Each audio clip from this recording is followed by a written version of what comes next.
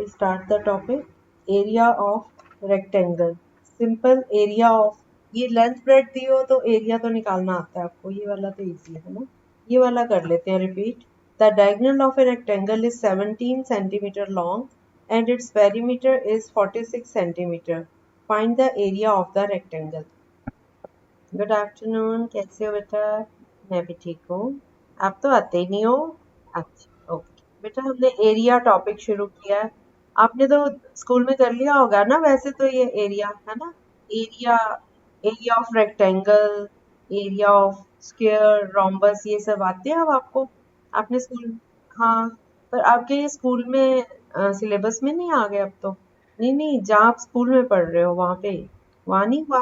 Okay, चलो कोई नहीं, यहाँ कर लो। मैंने अभी एक सम दिया है। हाँ जी, कितना आया? Yes, 120 centimetre square.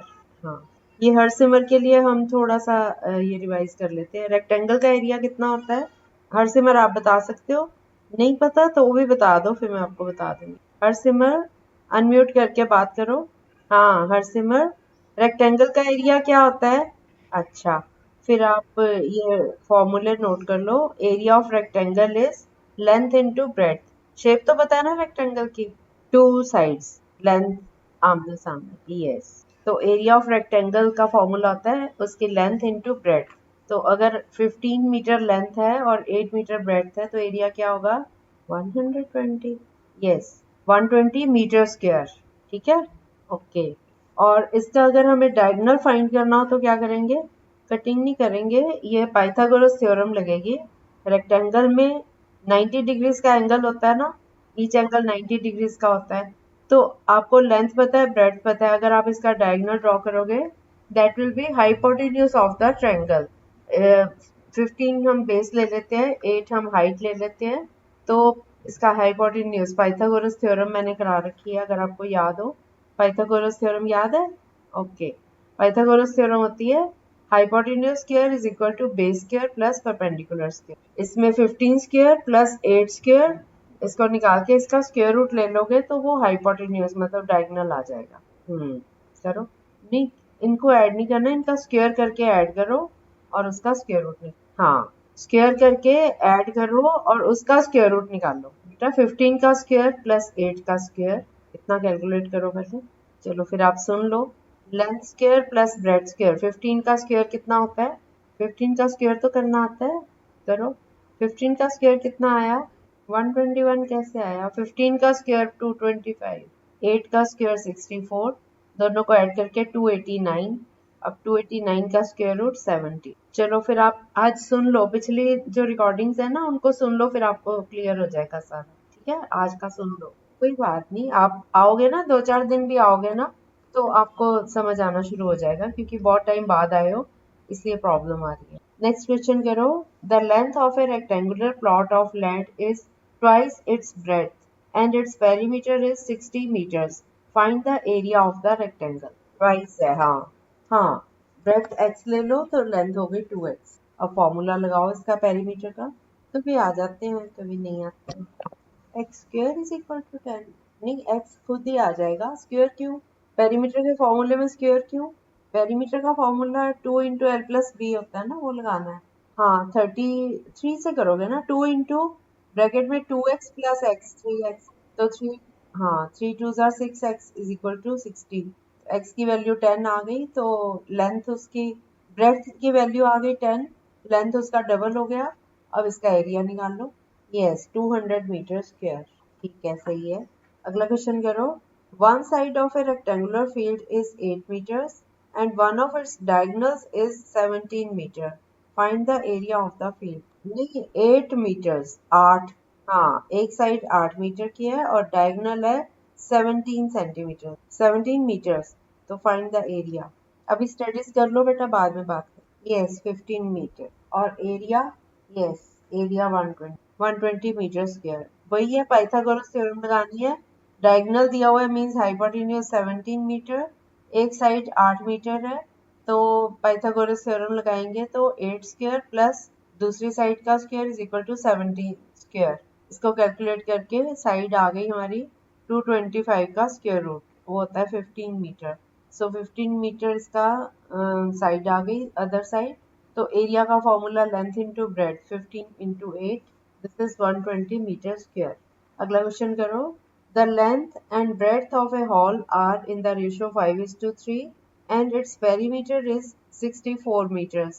Find the cost of flooring the hall at rupees 45 per square meter. आप इसमें भी x ले लो ना, 5x और 3x ले लो।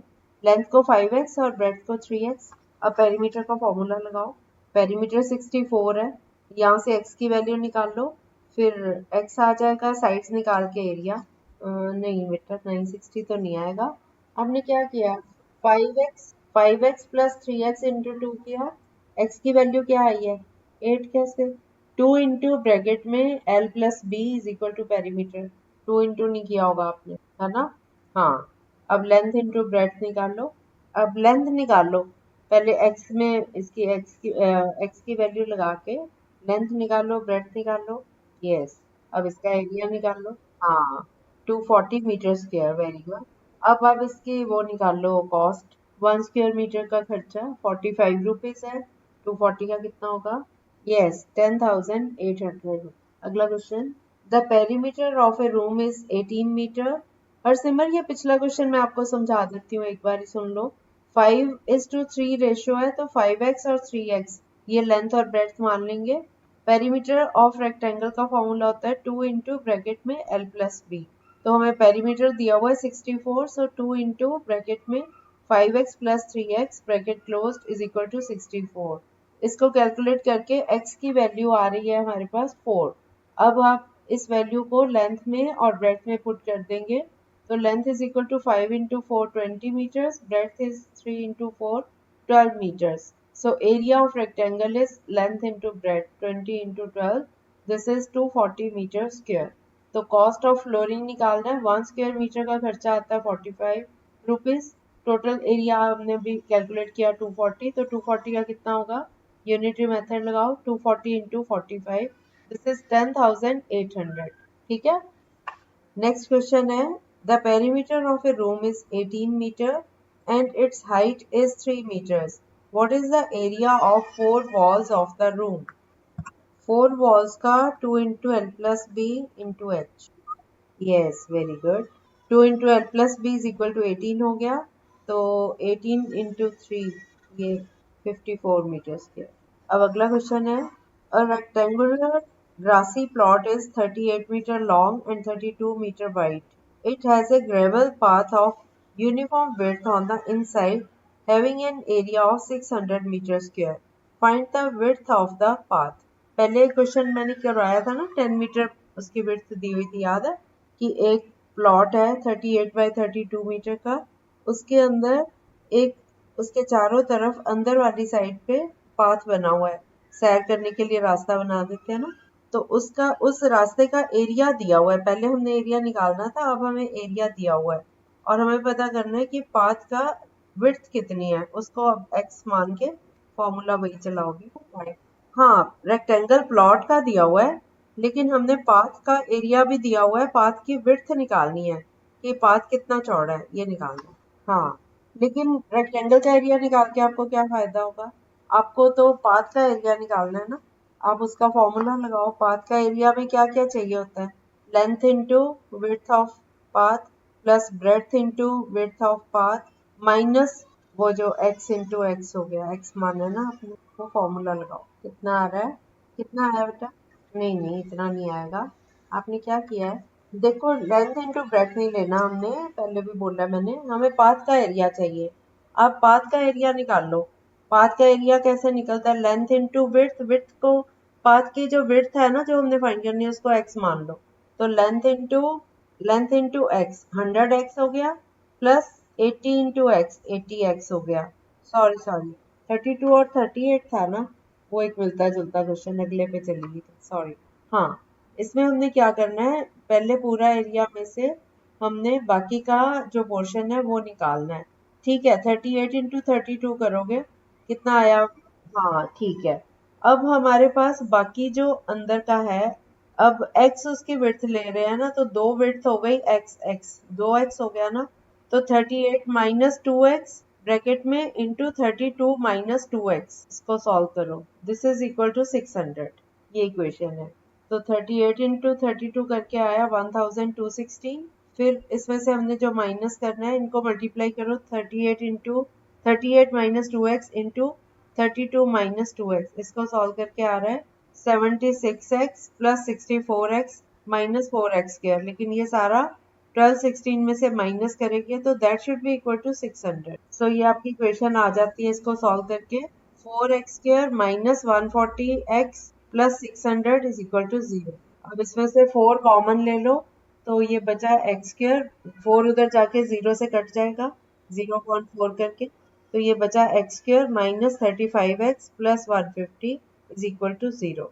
अब इसको सॉल्व करो, ये क्वाड्रेटिक इक्वेशन आ गई आपके पास 150 के फैक्टर्स बना के। तो उस 30 और 5 ठीक है, आ गया समझ? थोड़ा थोड़ा दोबारा बताऊं, इसमें हमने पूरे, पहले इसको ना दिमाग में ये बिठाओ हमने किया क्या। इसमें हमने, अब हमें लेंथ जो है वो पता है, ब्रेड्थ पता है, लेकिन x नहीं पता है ना, तो वो हम वहां तक पहुंचने के लिए हम पूरे गार्डन का एरिया उसमें से माइनस अंदर का एरिया करें तो पाथ का एरिया आ जाता है, ये किया है मैंने। अब अंदर की डायमेंशंस कैसे आएंगी, हमें चौड़ाई नहीं पता पाथ कितना छोड़ा गया है साइड्स पे, लेकिन हमें पाथ का एरिया पता है, तो पूरा एरिया रेक्टेंगल का उसमें से माइनस कर दो अंदर का जो पार्ट रह गया, जो गार्डन का अंदर वाला पार्ट है, पाथ के अलावा जितना गार्डन बच रहा है वो एरिया, अगर बड़े एरिया में से वो एरिया माइनस करो तो वो पाथ का एरिया के इक्वल आ जाता है। पाथ का एरिया हमें गिवन है, ठीक है, तो बाहर का एरिया भी हम निकाल सकते हैं, पाथ का एरिया भी पता है। अंदर का एरिया में हम x ले लेंगे डायमेंशंस में, कि लंबाई में से x की जगह 2x, दो लंबाई है ना आमने सामने की, 2x माइनस कर दो तो 100 प्लस 2x, 100 प्लस 2x और 80, sorry 38 minus 2x into 32 minus 2x, ये आ गया। इसको सॉल्व करके 1200 में से माइनस 6, अब इस इक्वेशन को सॉल्व करें, ठीक है। इसको जब हम सारी को सॉल्व करेंगे तो हमारे पास क्वाड्रेटिक है x sin x plus 150 is equal to 0। अब 150 के फैक्टर्स बनाओ तो 30 और 5, माइनस 30 और माइनस 5 का प्रोडक्ट 150 और दोनों को सम करो तो minus 35, x minus minus equal to इधर x 0 और 5। अगर x माइनस 30 को 0 करते हैं तो x की वैल्यू 30 आ रही है, जो कि बहुत ज्यादा है। गार्डन में इतना 30 मीटर चौड़ा पाथ तो नहीं ना निकाला होगा, 5 निकाल सकते हैं, x माइनस 5 इक्वल टू 0 से x इक्वल टू 5 आ रहा है, सो 5 मीटर पाथ की विड्थ है, ठीक है, ठीक है, ठीक है, गुड। चलो कल कंटिन्यू करेंगे।